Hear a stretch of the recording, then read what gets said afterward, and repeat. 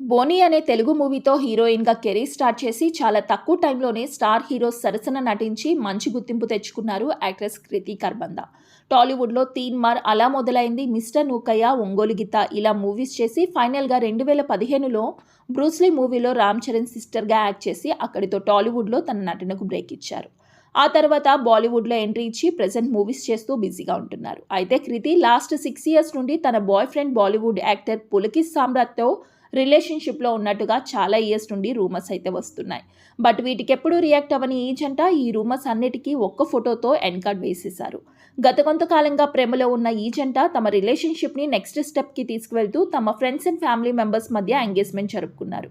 Present ఈ engagement photos social మీడియాలో viral కావడంతో ఫ్యాన్స్ అంతా వీరికి తమ బెస్ట్ విషెస్ని తెలియజేస్తున్నారు. వీరి ఎంగేజ్మెంట్కి సంబంధించిన బ్యూటిఫుల్ క్లిక్స్ని మీరు కూడా చూసేయండి. ఈ వీడియో నచ్చితే ప్లీజ్ లైక్ చేసి మరిన్ని లేటెస్ట్ సెలబ్రిటీ అప్డేట్స్ కోసం ప్లీజ్ డూ సబ్స్క్రైబ్.